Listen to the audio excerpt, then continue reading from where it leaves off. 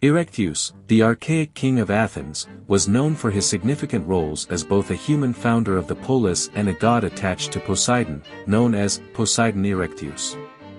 His legacy continued in the famous play, Erechtheus, written by Euripides, in which the mythical and historical versions of the king were merged into a single character.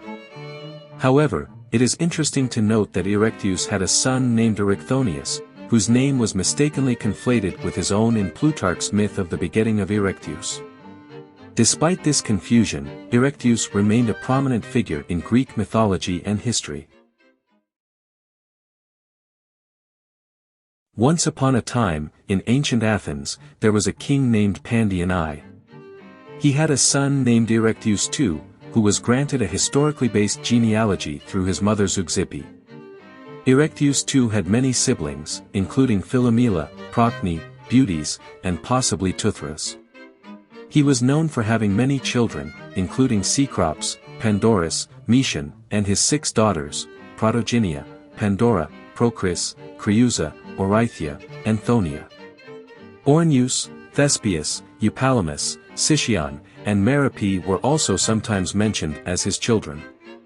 According to Pseudo-Apollodorus, Erectheus II had a twin brother named Butes. Butes married Erectheus' daughter Thonia, also known as the Earthborn. The brothers shared the power previously held by their father Pandion, with Erectheus assuming physical rule and Butes being granted the priesthood of Athena and Poseidon. This exclusive right was passed down through his descendants, and the legend served to legitimize the hereditary priesthood of the Budidae family. Erectheus II was a powerful king with many offspring, including a twin brother who held a special position in the family. However, despite his many achievements and descendants, his legacy would also be remembered for the legitimization of a powerful hereditary priesthood. Erectheus was a respected and powerful king in ancient Athens, but his reign saw the city-state plunged into war with Eleusis. Despite fierce fighting, the Eleusinians led by Eumolpus could not defeat the Athenians. So, they turned to the gods for help and received an unsettling message from the oracle. It demanded that one of Erectheus' daughters be sacrificed for the sake of Athens' survival. In one version of the story, it was the youngest daughter Thonia who was chosen, while in another version, both the eldest, Protogenia and Pandora, offered themselves as sacrifices. The remaining sisters grieved deeply and even took their own lives, highlighting the tragic tale of the daughters of Erectheus. Erectheus was ultimately successful in defeating the Eleusinians and killing Eumolpus. But his joy was short-lived as he was eventually killed by Poseidon's trident as punishment for his actions. Despite Erectheus' death, his legacy lived on through his son-in-law Xuthus, who was tasked with choosing a successor from among his many sons. Xuthus ultimately chose Cecrops II as the next king. However, according to Pseudo-Apollodorus, Erectheus was succeeded by his own son. The famous tragedy by Euripides, Erectheus reveals that the foundation of the Erectheum and the establishment of the priestess of Athena were closely tied together. Athena herself instructed Erectheus' widow Praxithea to resolve the conflict, perhaps indicating that the king's actions ultimately led to the city's further prosperity and peace.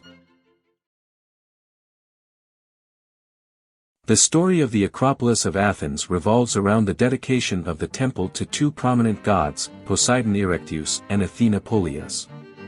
Athena was the patron guardian of the city of Athens and was mentioned in the Odyssey when she returned to the strong-built house of Erectheus.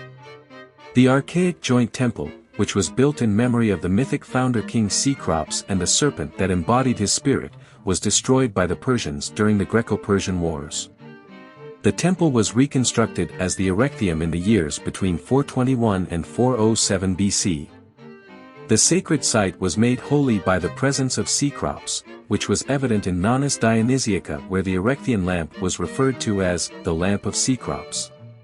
The priests of the Erectheum and the priestess of Athena participated jointly in the procession to Skiron, which inaugurated the Skira festival. The festival celebrated the end of the Athenian year and was held in the Temenos at Skiron of the hero seer Skyros, who had aided Eumolpus in the war between Athens and Eleusis, where Erectheus II, the hero king, was triumphant but died. At the Erechtheum, it was revealed that Poseidon and Erectheus were two names for the same figure in Athens, as expressed in the cult. There was a single altar, a single priest, and sacrifices were dedicated to Poseidon Erectheus. Walter Burkert noted that, an historian would say that a Homeric, Pan-Hellenic name has been superimposed on an autochthonous, non-Greek name. The continuity of the sacred site was maintained, and the temple represented the rich history and significance of the city of Athens. Do you want to explore more Greek mythology stories? Who do you want to see featured next? Subscribe and leave a comment below to let me know. I'll see you in the next video.